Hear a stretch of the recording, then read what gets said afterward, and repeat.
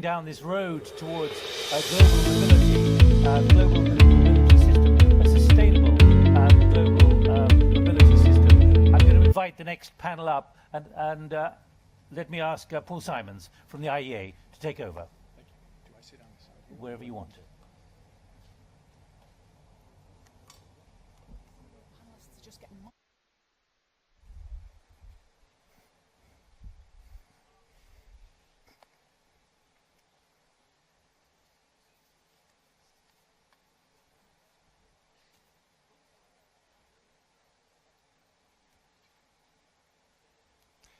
So while our panel gets organized, I'm delighted to be with you here this afternoon. The International Energy Agency acts as a global authority, a source of statistics, data, and analysis on the entire energy transition. And from our perspective, decarbonizing transport is one of the most thorny and challenging tasks ahead. Transport accounts for about 28% of final energy demand, about 23% of global CO2 emissions from fuel consumption. It accounts for about 65% of global final oil demand.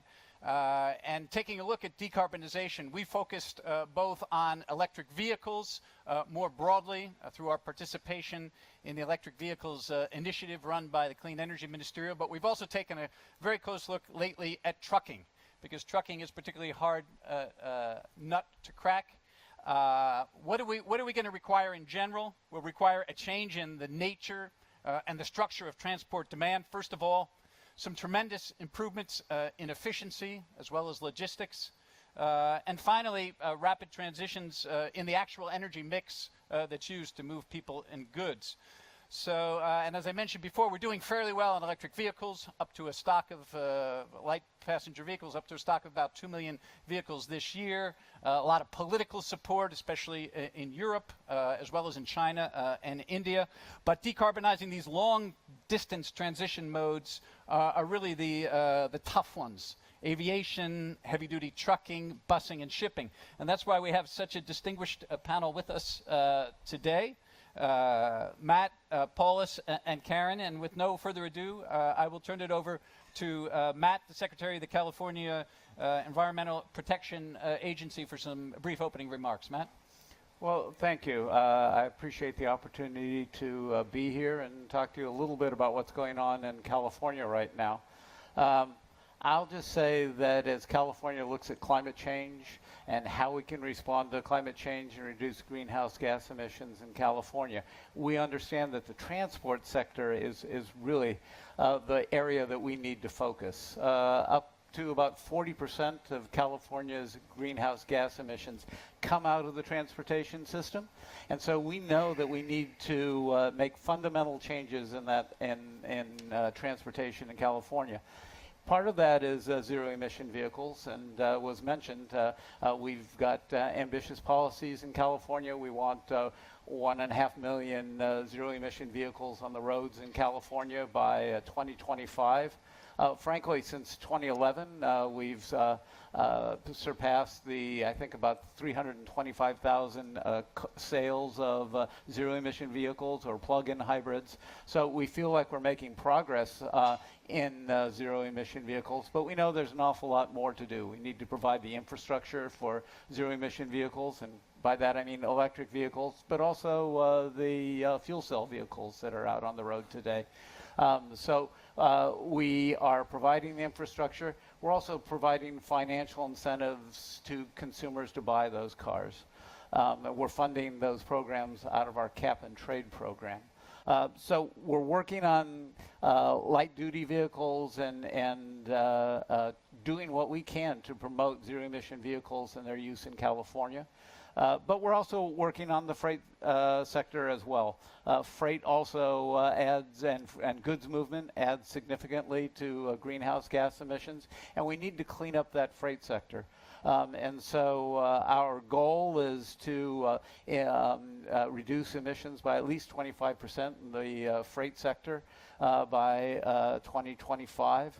We're working on with our ports and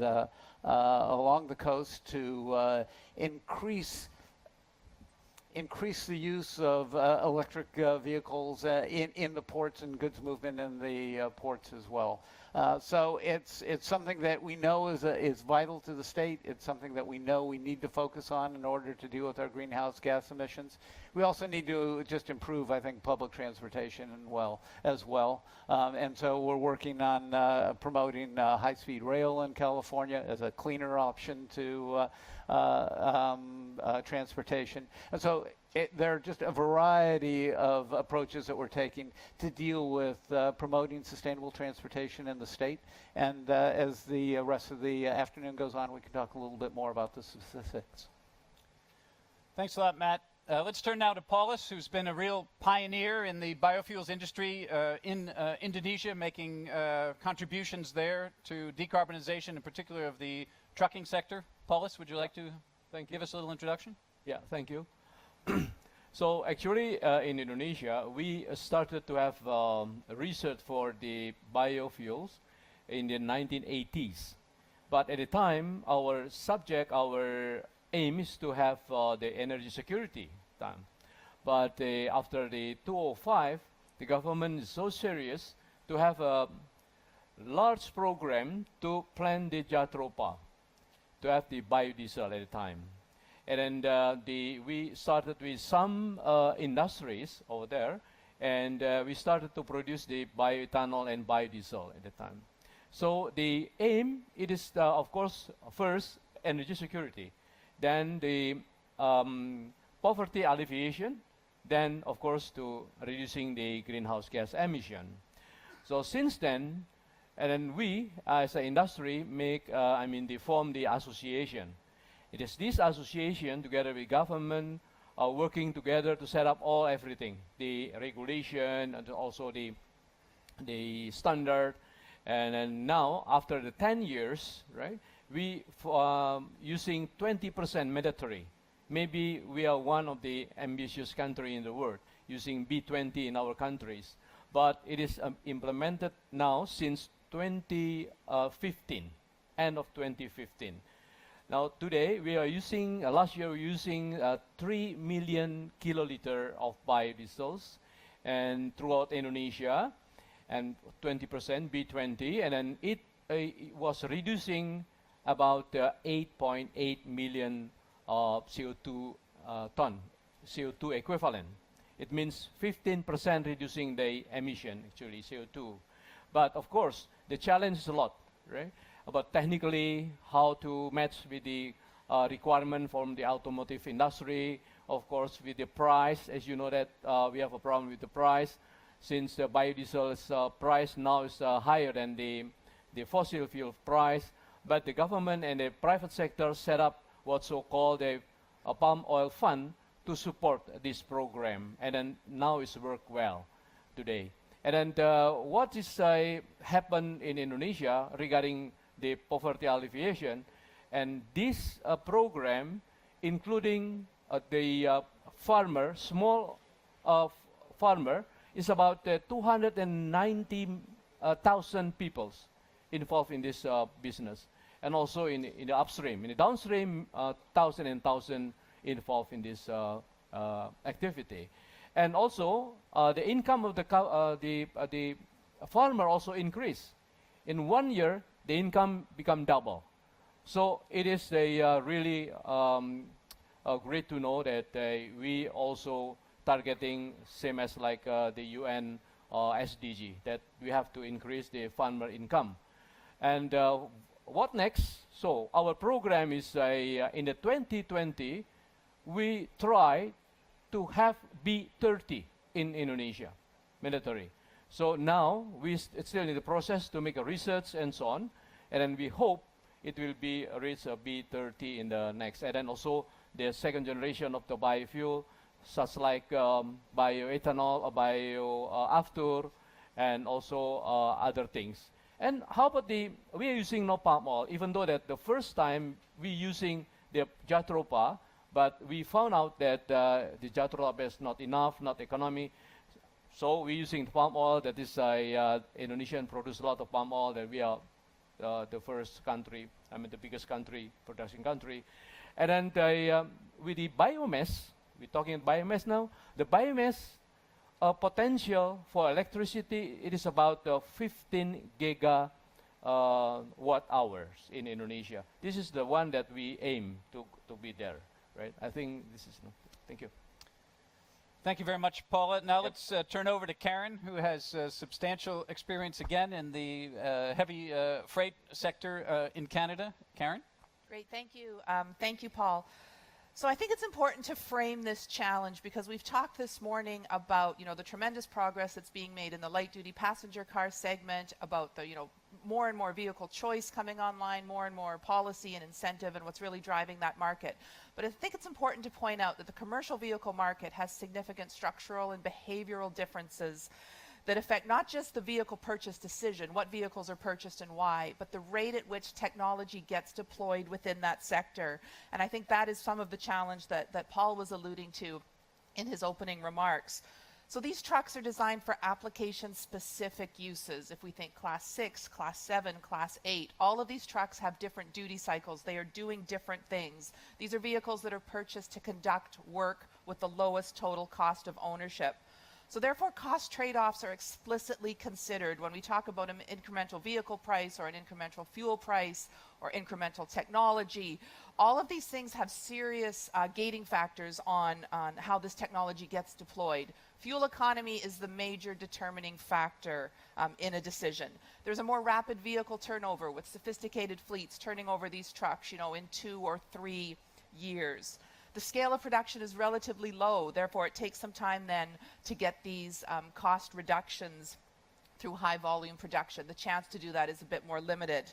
Fuel is typically your second highest operating cost, so you can see how the economics of this are really driving the decision. And these vehicles are deployed, they're relatively, the technology cycle and the technology development cycle is cyclical in response to regulatory frameworks. So when we have longer planning cycles, this impacts how quickly those vehicles get deployed. So what we're seeing though now is that many policymakers, many regulators, and many of the think tanks and academics are advocating that in this sector we're going to need an all of the above approach where fleets are doing what works best for them from an economic and an environmental perspective.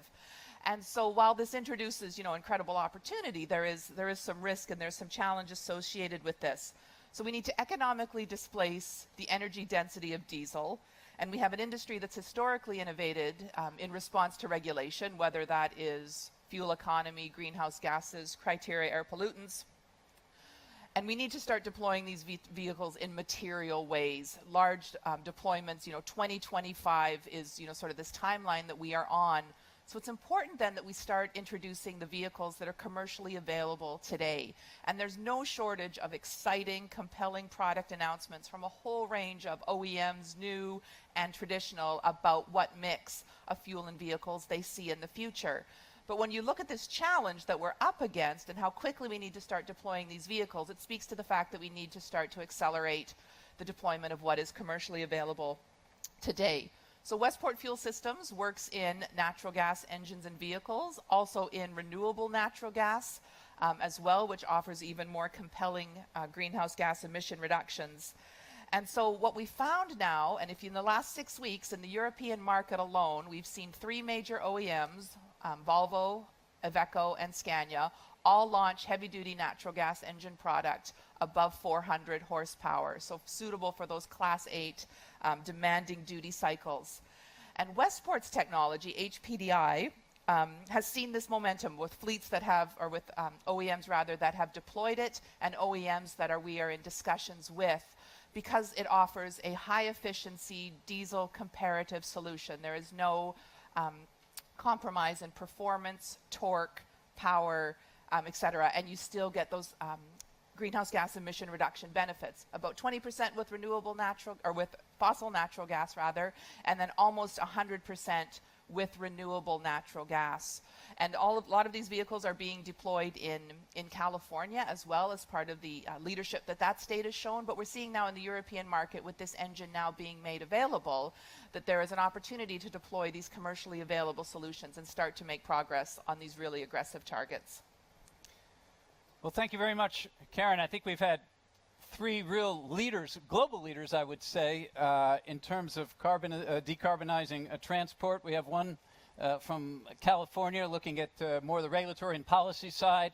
We have innovation on biofuels in Indonesia, and we have a commercial perspective from Canada focusing on efficiency and clean natural gas. So the floor is open, I believe, for any questions from the audience. But in the meantime, I'm going to take advantage of my rights as a moderator and ask Matt one question. California has been a terrific leader in this whole field of transport decarbonization at the state level. But how have you seen some of your ideas, your proposals catch on, and what type of cooperation do you have with other states, provinces, other countries around the world that are picking up some of the ideas that California has put on the table? Well, you know, of course, California's emission standards are shared by the federal government right now. We want to continue to work on continuing to pursue those emission standards. But a number of other states around the country, 13 other states, have picked up our emission standards when we initially adopted them, and they've been working with us.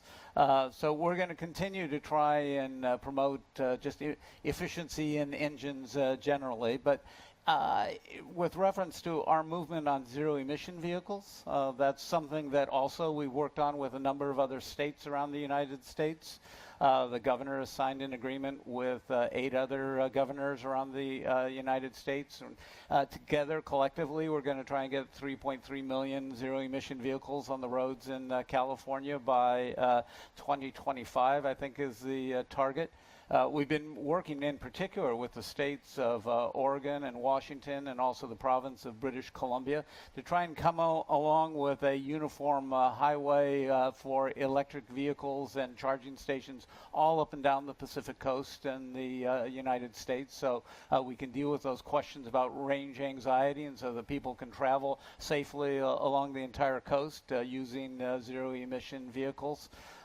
We've taken that concept of working with other governments on zero-emission vehicles and promoting them, and we've formed a group called the Zero Emission Vehicle Alliance, where we're working with Norway and Germany, the Netherlands, other states to promote zero-emission vehicles worldwide, and to trade ideas on how we can promote zero-emission vehicles. And then looking at another issue that you've touched on here, we've also been working on a low-carbon fuel standard, reduce the carbon content of fuels and incentivize innovation in the fuel industry. And we've been discussing low-carbon fuel standards with other states and with other countries around the world. I know that there's interest in China and what we've been doing with the low-carbon fuel standard and fuel standards generally. So it is a combination of working with the federal government, having other states around the United States picking up our standards, and then working collaboratively with other governments, both to promote the purchase of zero-emission vehicles, but also to trade concepts. And how do you provide the infrastructure? How do you provide incentives to consumers to pick up on those vehicles and buy those vehicles, so that we can transform our transportation sector to a cleaner transportation sector? Okay. Thank you very much, Matt. We have a question from our audience now for Karen. Talking a little bit about natural gas, we think frequently about the issue of methane and methane leakage. And do you have any estimates in terms of your analysis for how much methane is leaking in terms of, does that figure into your computation of the overall greenhouse gas benefits of the shift from oil to natural gas? Sure, thank you. That's a really important question. And so it's critical then that we look at the full life cycle emissions impact of any alternative fuel. And so when we're talking about geologic natural gas, then we are, of course, very supportive of all industry activity, all policy, all regulation that limits methane leakage. There have been product iterations in our own product that minimizes any sort of leakage from the engine or from the fuel system. There are, stringent operator practices in place to minimize any sort of leakage from the vehicle or the fueling station. And so it's critical that we minimize any of those leaks, of course, given the climate potential of methane. But it's important to do that analysis for all alternative fuels as well, so that we can really do a very good comparative analysis of where the benefits are going to be. Thank you, Karen. And just let me put a little plug in for the IEA's World Energy Outlook, which is being distributed tomorrow. It's coming out, the 2017 edition, where we have a special chapter just devoted to the methane issue. We have a question now for Paulus, and I'm sure you've been expecting this question, but this has to do with the whole environmental issue surrounding palm trees and palm oil, the impact on biodiversity. How do you address that issue in the context of Indonesia? Okay. So first of all, is what we call it the sustainability, right? It's not only environment. For us, it's environment, social, and economy. We are still in the low level, the income country. It's only almost $4,000 US dollar, right, per year, per capita. If you compare to Europe, for instance, 40,000, 10 times. So we are now still struggling with the economy, is the thing. But you have talking about the palm oil. Palm oil first plant in Indonesia is 100 years ago. And who making the plantation is a Belgium and a British company. So it is your grandfather started, and we just following that one, right? It is true, and in the 1970s, Indonesia have a lot of program for the lodging, timber company. At the time, they cutting a lot, and then we exporting most of them to Europe also, the timber. So it's the degraded land. When the degraded land in the 1980s, the government with the private sector, also the smallholders start to plant the palm oil over there in the degraded land already. Right? This is the thing. So regarding talking about the environment, yes, but we have to remember also the palm oil, it is the most, the certified product if you compare to the others. Compared to the European Repsid, for instance, only have one. We have a lot of certification in Indonesia, in Malaysia, in other countries, right? So yes, we are dealing with the environment. Of course, the government started 5 years ago. We have a moratorium not using the forest anymore. Stopped 5 years ago. So I don't think it is any issue. Of course, the peatland government formed the team to restore the peatland. This year, they targeted 600,000 hectares. So I don't think we have a problem with the environment anymore, actually, with this one. And also the social economy, the farmers, you see, and we dealing with the 3.2 million family farmers in the the palm oil right now. Okay. Thank you, Paulus. We're shifting back to the policy space again. Matt, a question for you. We talked a little bit about some of the broader policy issues associated with EVs, but getting down to the micro level, can you explain anything that California is doing now in terms of road infrastructure improvements, reducing peak traffic jam situations, increasing safety measures, other efforts you're undertaking to try to encourage use of public transport, as we would say in the IEA, kind of bend the curve on the kilometer miles? Well, we are working collaboratively with California Transportation Agency and with a broad range of departments within the state of California to make sure that our transportation systems are really encouraging cleaner transportation use. So, for example, we have been doing a lot more of land use planning to cut down on vehicle miles traveled. We're trying to increase densities in cities around job hubs so that you don't have to travel quite as far. We're trying to do, I'm part of a group called the Strategic Growth Council that is encouraging land use planning in California that encourages active transportation. That is, in addition to driving your own car, what can we do to encourage public transportation? What can we do to encourage bicycle use or just pedestrian transportation to jobs and within communities. So we're really fundamentally looking at the land use planning issues in California.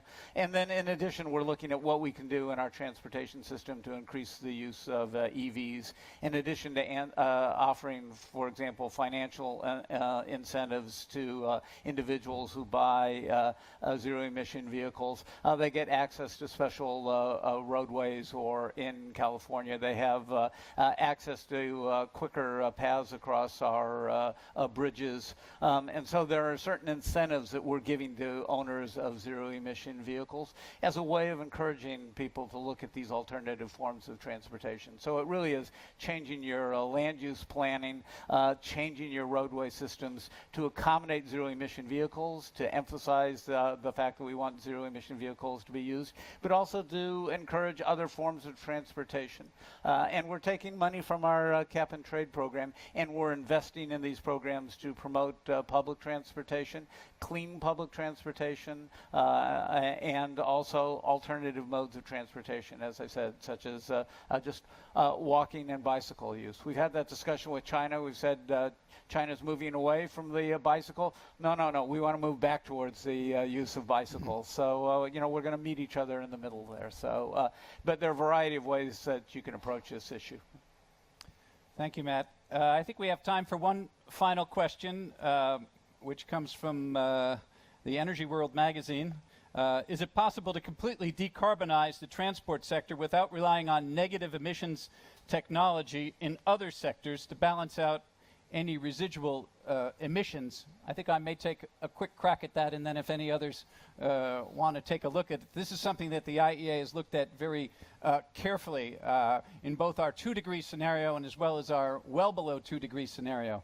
And in our 2-degree scenario, in terms of the transport sector, we require about a 54% reduction in emissions from current levels. So that would probably not require any negative emissions technologies to kick in. However, a well below 2 scenario, we're actually looking at about a 90% reduction in emissions, which means not only full electrification of light-duty vehicles, but very, very heavy electrification and alternative fuels for heavy-duty vehicles as well as shipping. I see my colleague Pier Paolo, who is the author of this study, is nodding.